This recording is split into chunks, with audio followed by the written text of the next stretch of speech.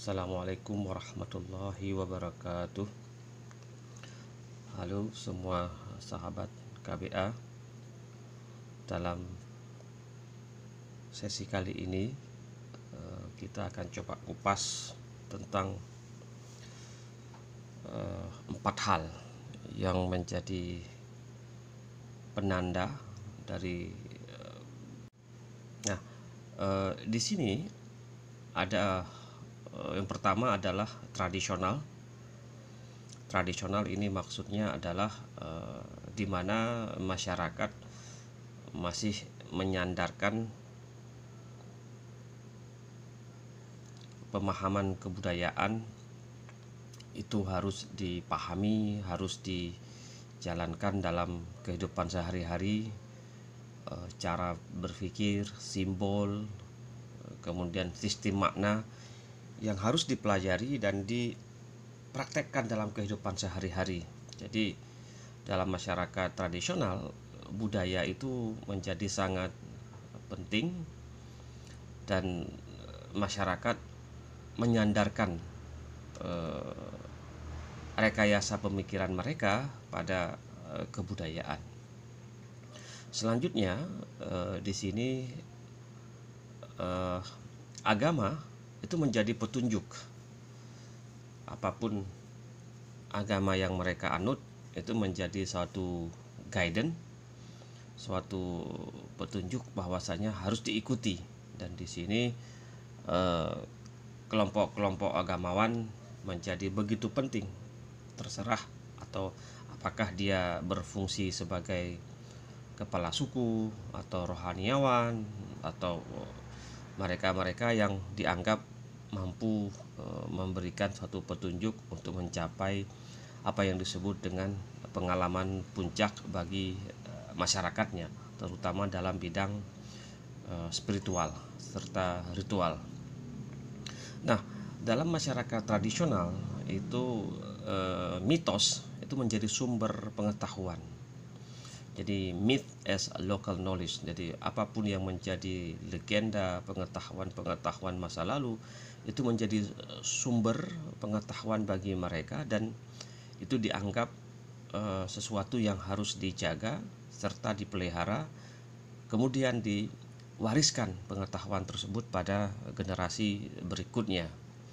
Nah, kelompok masyarakat tradisional ini terutama muncul dalam kawasan-kawasan pedalaman di mana mereka menjadikan budaya sebagai pertahanan dari serangan kebudayaan lain dan terkadang simbol-simbol itu menjadi begitu penting. Nah, ketika sudah berubah menjadi modern, terutama setelah kebangkitan ilmu pengetahuan di barat, 3 hal ini menjadi berpindah pemaknaan dalam kehidupan masyarakat. Dan ini mungkin dicoba pindahkan boleh jadi secara paksa oleh kebangkitan ilmu pengetahuan di barat yang wujudnya kadangkala berbentuk imperialisme, kolonialisme, penjajahan, sehingga pada era modern ini budaya yang tadinya menjadi sesuatu yang harus dipahami kemudian dia dipertanyakan dan dia harus menyesuaikan dengan konsep nation state, negara bangsa, dan tidak semua kemudian budaya itu dipakai dalam kerangka nation state. Hanya mereka yang menjadi aktor utama dalam pendirian, tidak semua kemudian budaya dalam kerangka nation state itu menjadi anutan. Hanya budaya yang dianggap mampu mendukung persatuan nation state itulah yang akan digunakan. Karena itu di sini secara garis besar budaya hanya menjadi bagian kecil dari sebuah rekayasa kebangsaan, terutama ketika proses rasionalisme atau berpikir secara rasional menjadi ujung tombak dari era modern. Nah, yang kedua, di era modern agama itu tidak menjadi begitu penting seiring dengan munculnya konsep sekularisasi. Jadi di nation state itu ketika mereka menganut sekularisme, maka agama itu tidak menjadi inti dari sebuah rekayasa sosial, karena kadang-kadang dalam beberapa teori yang disebutkan bahwasanya agama itu tidak mampu beradaptasi dengan aspek modernitas. Karena itu secara garis besar ketika era modern ini lahir, agama itu kalau di sini saya buat prohibited, dilarang. Dan yang kedua adalah mitos. Mitos itu akhirnya dia hanya menjadi sebagai suatu simbol dalam masyarakat, dan mitos ini kemudian menjadi sesuatu yang tidak atau bukan sebagai sumber pengetahuan lagi, karena di era modern aspek rasionalisme kemudian empirisme itu menjadi pemain dalam konteks merekayasa suatu masyarakat. Nah, dua era ini yaitu tradisional dan modern itu berkembang terutama ketika setelah terjadi proses penjajahan di suatu negara, apa yang disebut dengan proses modernisasi. Jadi kalau suatu kawasan atau satu negara atau penduduk ingin masuk pada alam kemodernan, maka dia harus mengikuti bahwasanya budaya itu harus ditafsir ulang, kemudian agama sudah tidak punya peran lagi atau dia dilarang berfungsi secara substansi, kemudian mitos itu kemudian menjadi simbol. Nah, setelah modern muncul era postmodern. Nah, postmodern budaya itu mulai dihormati. Jadi kalau kita lihat hari ini budaya-budaya yang tadinya di pinggir, dia menjadi begitu dihormati, bahkan menjadi tren. Seperti sekarang tidak mengejutkan ketika ada anak-anak di Pulau Jawa, di sekolah mereka ada belajar tarian saman dari Aceh. Meskipun di sekolah di Aceh tidak ada yang, atau mungkin susah untuk menemukan sekolah yang mengajari tarian-tarian dari Pulau Jawa. Tapi ini tren bahwasanya kebudayaan itu menjadi dihormati, bahkan orang berlomba-lomba supaya budaya mereka itu menempati dalam satu kondisi tertentu dalam sebuah negara bangsa. Nah, yang kedua, ketika kita bicara postmodern, agama itu menjadi menarik.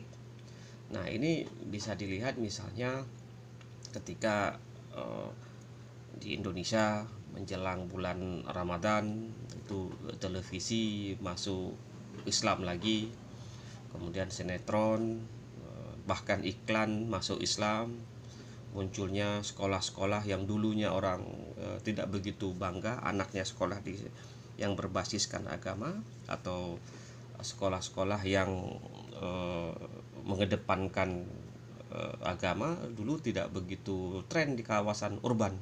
Tapi hari ini para orang tua sudah mengirimkan anak mereka ke sekolah-sekolah yang menawarkan konsep keagamaan dan ilmu pengetahuan. Nah, tren ini menjangkiti atau terjangkiti di seluruh aspek kehidupan masyarakat. Tren era postmo ini, ketika kita katakan agama itu menarik orang, kalau dulu pernah Pak Kunto itu menceritakan tentang Muslim tanpa masjid. Jadi dia tidak pernah ke masjid, tapi dia sangat soleh. Dan kalau dia kering hatinya, tinggal dia umrah. Kalau dia pengen berzakat, tinggal dia tekan nomor telepon dan minta nomor rekening, dan orang menjadi sangat soleh. Nah, ini gejala era posmo. Orang berlomba-lomba ingin mengisi pengetahuan mereka dengan agama. Tren ini muncul kalau kita lihat hari ini di kalangan masyarakat Indonesia, dan tren inilah kemudian yang membawa satu isu baru, yaitu ketika religion is attractive, menarik, mereka tidak mampu atau tidak punya wadah untuk menjadikan religion as knowledge, pengetahuan agama sebagai sebuah pengetahuan, hanya untuk menjadi gaya hidup, lifestyle, kemudian hanya supaya bisa menarik dan orang suka dengan simbol-simbol keagamaan untuk dipakai di luar untuk menunjukkan dia sedang hidup secara agamis. Nah, yang ketiga adalah era postmodern. Mitos tidak begitu penting lagi, karena mitos itu dianggap tidak mampu untuk memberikan kepuasan pemaknaan bagi masyarakat postmodern seiring dengan kebangkitan ilmu pengetahuan. Jadi orang tidak lagi kembali ke era pengetahuan masa lalu, bahkan orang dianggap bahwasanya pengetahuan masa lalu itu ya jadul, atau bahkan generasi sekarang tidak mampu mereka memahami cerita-cerita yang ada di balik sejarah kehidupan mereka sendiri. Nah, tiga fase ini boleh jadi berlaku atau terjadi dalam satu tarikan nafas. Jadi bisa jadi orang gaya hidupnya masih tradisional, tetapi kebudayaan yang dia anut atau dia hadapi sudah masuk pada era postmodern, terutama dengan kebangkitan dunia ICT atau Information Communication and Technology. Nah, buah dari postmodern adalah era globalisasi. Jadi setelah ada modern, postmodern, dan dia menghasilkan satu konsep baru, globalisasi. Jadi sesuatu itu menjadi global. Dan hari ini misalnya kalau tadi kami di Aceh, tarian Saman itu sudah bisa tampil di beberapa negara. Kemudian bentuk-bentuk pakaian sudah menjadi satu ikon atau identitas baru bagi masyarakat. Nah, ini kemudian mengglobal artinya dengan sistem borderless society, masyarakat yang tidak bersepadan atau terbatas. Orang bisa melakukan tiga hal ini atau memaknai tiga hal ini secara bersamaan, yaitu agama dihormati,